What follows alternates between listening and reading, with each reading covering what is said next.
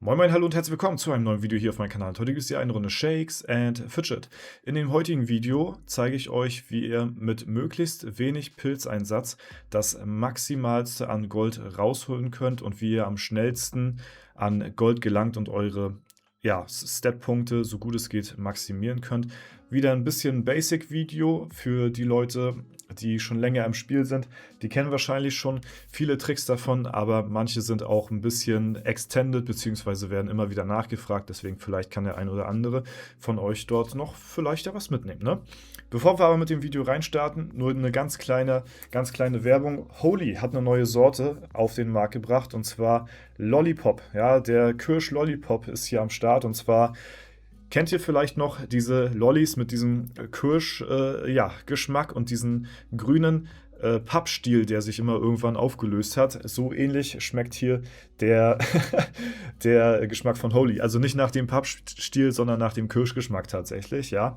Und das ist tatsächlich einer der Sorten, die mir seit langer Zeit mal wieder richtig gut gefallen und hat auf jeden Fall Potenzial, in meine Top 5 zu gelangen.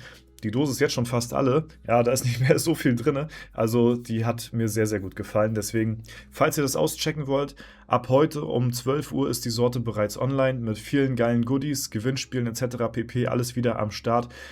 Über den Link in der Videobeschreibung spart ihr mit dem Code DORZA 10%. Einfach auf den Link klicken und den Code DORZA an der Kasse eingeben und dann spart ihr euch 10% auf euren gesamten Einkauf. Und da wünsche ich euch viel Spaß mit dem Geschmack bei und vielen herzlichen Dank für den Support an der Stelle. Ja, also, wir gehen rein ins Video und wir fangen direkt an mit dem ersten Tipp. Ich habe insgesamt 6 Tipps für euch aufbereitet und es geht ja hierbei darum, mit möglichst wenig Pilzen das Maximalste rauszuholen aus dem Game.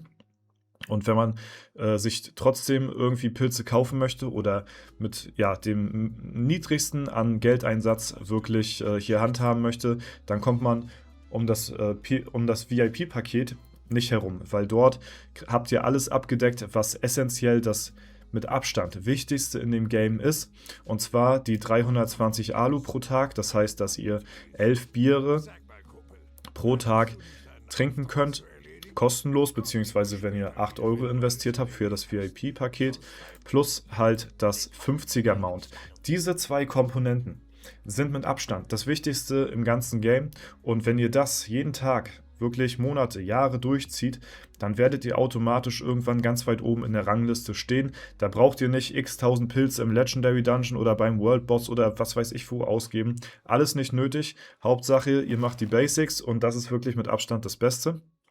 Und da kann ich euch, wie gesagt, das VIP-Paket empfehlen. Das kostet 8,99 €, hält 28 Tage, und dort kriegt ihr halt für den kompletten Monat halt eben die Biere dann kostenfrei, und ihr habt einen 50er-Mount dadurch, ne? Und das ist halt eben hier der ganz große Vorteil. Und ihr könnt halt eben, also zweimal kostenloses Reittier deiner Wahl plus kostenlose Biere in der Taverne. Das ist mit Abstand das Wichtigste und sollte jeder machen, der mit möglichst wenig Geld das Maximalste rausholen will aus dem Spiel. Ist das VIP-Paket preis-leistungstechnisch wirklich vollkommen in Ordnung. Falls ihr da auch noch supporten wollt, könnt ihr auch hier sehr gerne beim Creator-Code den Code DORZA eingeben, und dann werde ich hier auch noch anteilig ein bisschen vergütet, und das kommt dann halt eben mir auch zugute. Wir machen damit Gewinnspiele oder halt eben gemeinnützige Organisationen, die wir damit supporten, und deswegen machen wir damit auch noch ein bisschen was Gutes. Deswegen vielen herzlichen Dank an jeden da draußen, der daran auch denken sollte und sich das VIP-Paket monatlich gönnt. Ansonsten der zweite Tipp, wo schon immer sehr viele Leute fragen. Ja, was machen meine ganzen Items hier im Inventar? Ich müll immer mein komplettes Inventar zu. Was ist das hier? Ne? Warum hebe ich mir diese ganzen Items auf? Die Frage kommt immer mal wieder von Leuten, die vielleicht ein bisschen neu sind in dem Spiel. Und im Prinzip ist das hier nichts anderes als passives Gold, was ihr nutzt mit eurem Inventarplatz hier. Also warum sollte ich mein Inventar die ganze Zeit konstant leer halten? Dann bringt es mir nichts. Mehr bringt es mir doch, wenn ich noch eine Value aus diesen leeren Plätzen rausziehe. Ja? Also sowas wie Edelsteine kann man natürlich immer verkaufen, die haben immer einen festen Wert.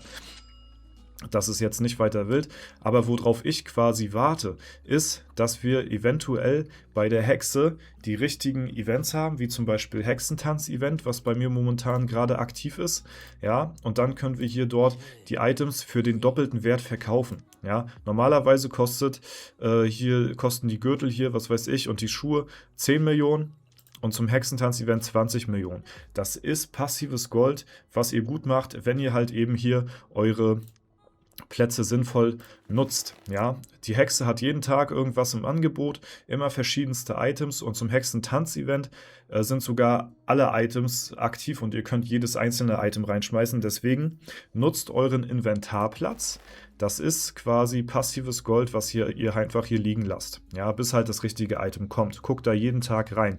Was ihr des Weiteren noch machen könnt, ist, ihr könnt euer Alter Ego, wenn ihr da nicht mehr Runen switchen müsst auf euer Farm-Equipment oder PvP-Equipment, so wie bei mir. Ich habe hier halt alle Runen gemaxt und habe halt PvP und PvE-Equipment alles in einem. Ich brauche quasi hier den Inventarplatz nicht mehr.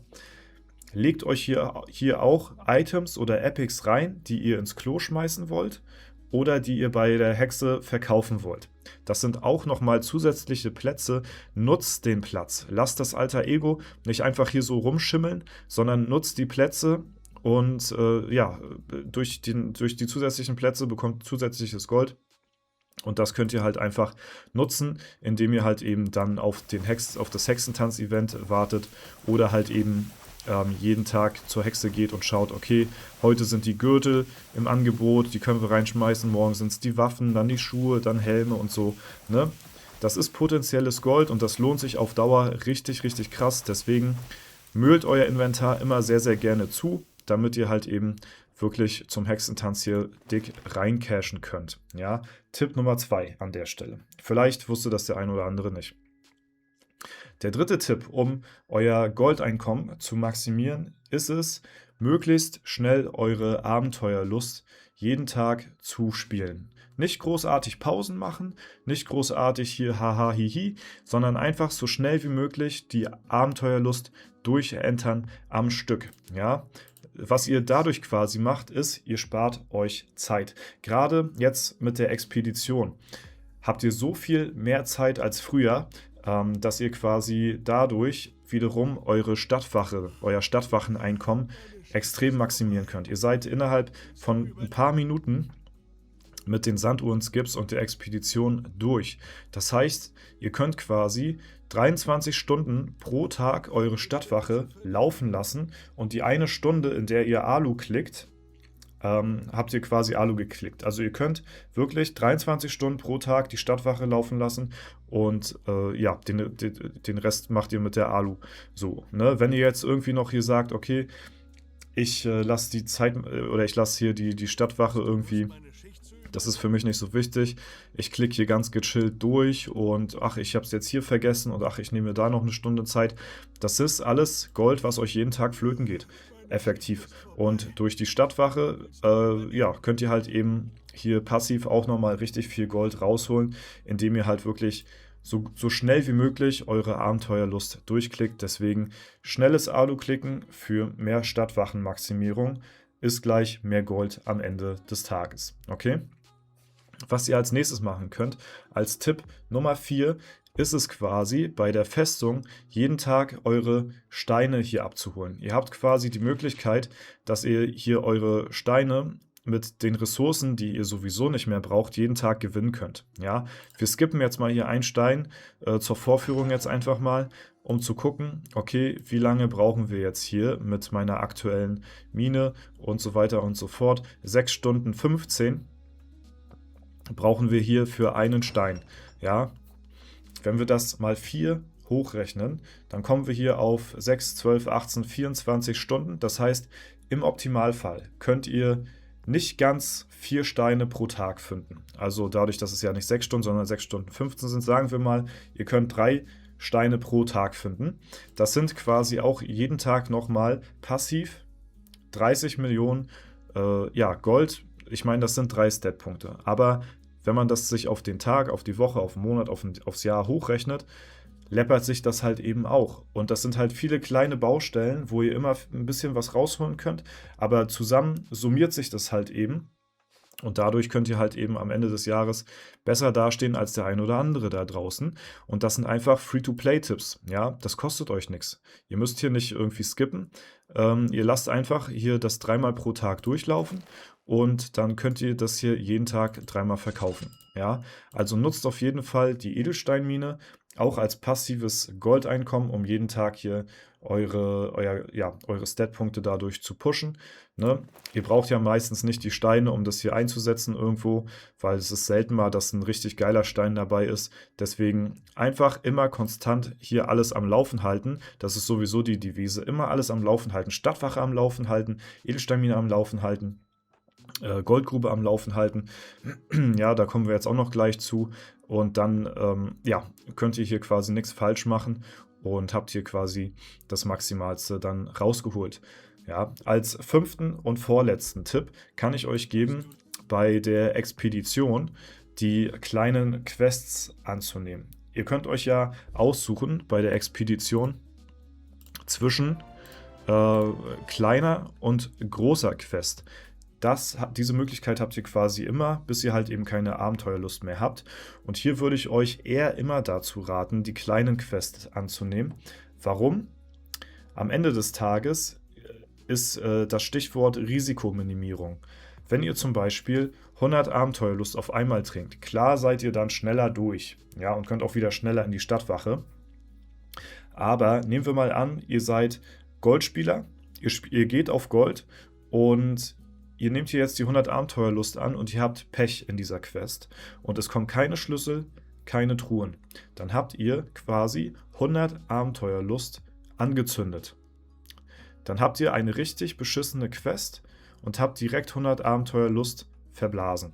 Deswegen würde ich euch eher immer empfehlen, und so mache ich das jetzt auch schon ein paar Monate auf meinem Main, dass ich dort die kleinen Abenteuerlust-Quests annehme, um so halt eben das Risiko zu minimieren, dass wir einen Totalverlust haben von der Alu und dass wir dort halt eben das über mehrere kleine Quests dann ausgleichen und dort eben versuchen, einen gewissen Durchschnitt zu erreichen, dass man halt eben nicht komplett reinkackt. Klar kann man auch bei den 100er Alu-Quests wieder sagen, ja, aber irgendwann wird ja auch eine Quest kommen, die das Ganze wieder ausgleicht, so, ne? Ich muss sagen, ich fahre gefühlt auf jeden Fall, ich habe es jetzt nicht mit Statistiken an der Hand, aber fahre ich besser mit den 25 Abenteuerlust, mit den kleinen Quests, okay?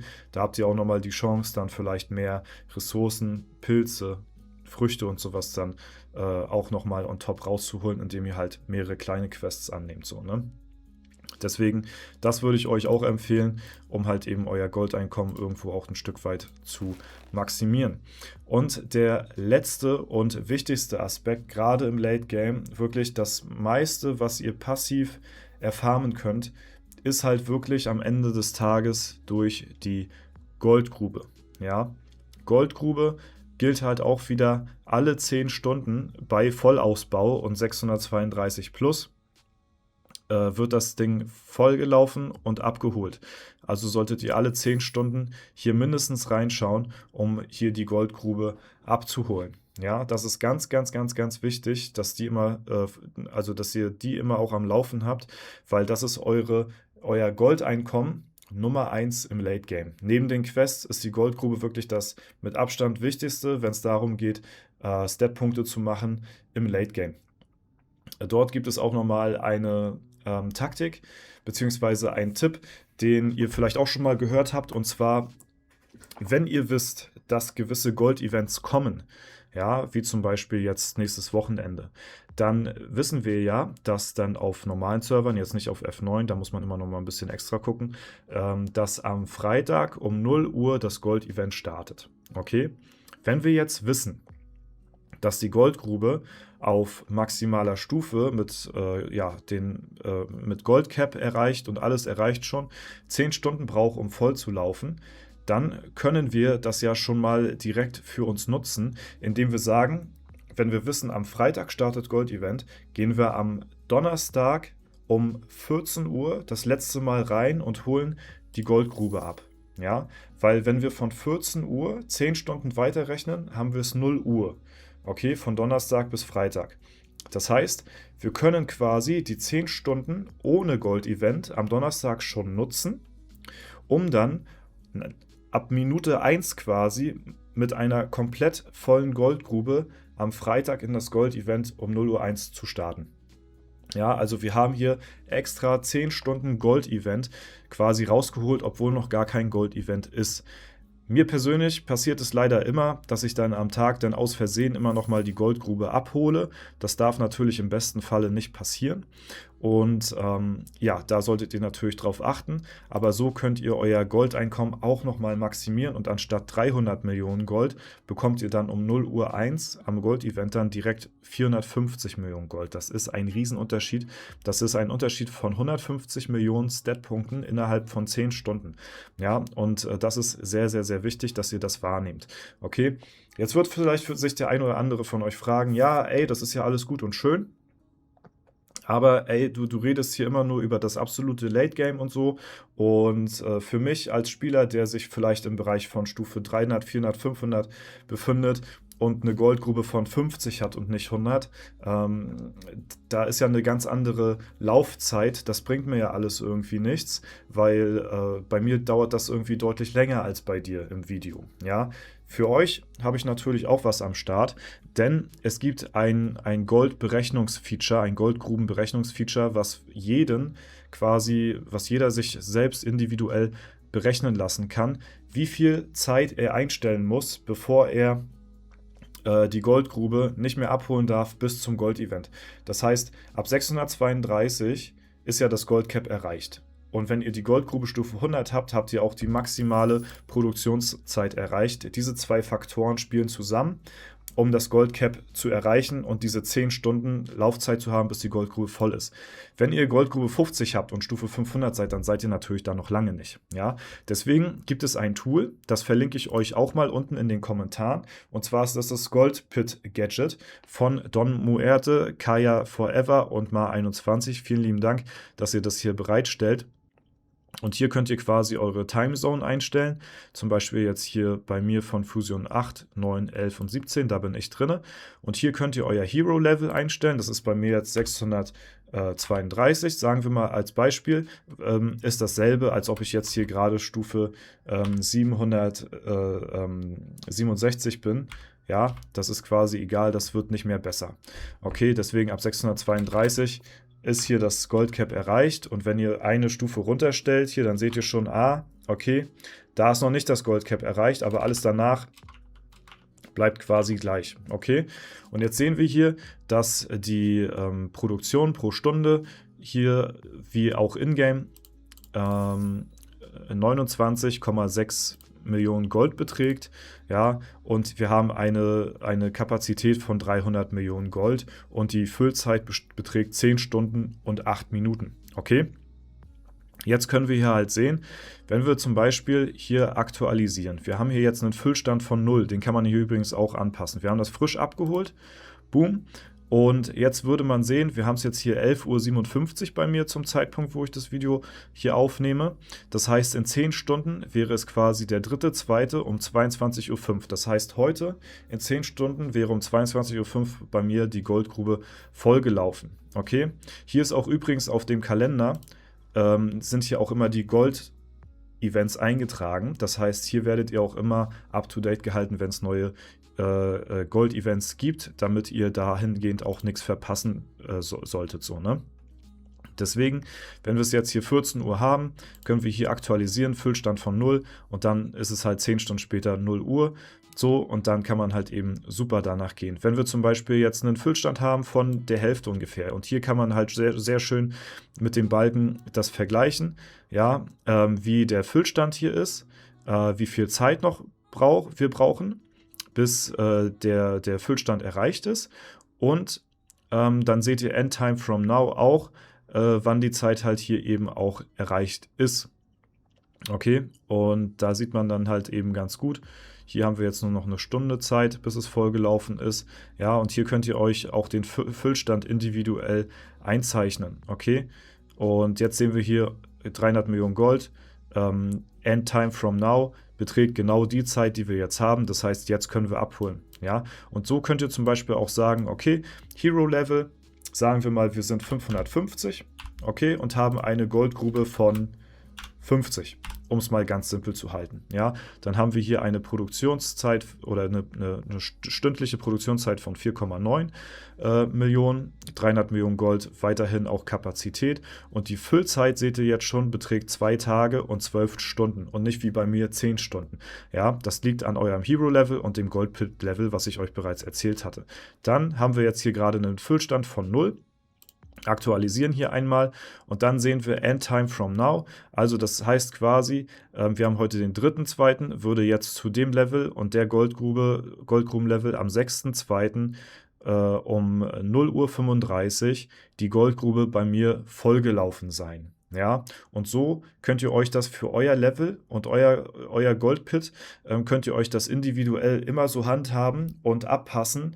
Ey, bis da und dahin, Freitag 0 Uhr, hole ich jetzt die Goldgrube nicht mehr ab und so lange braucht es quasi, bis die vollgelaufen ist.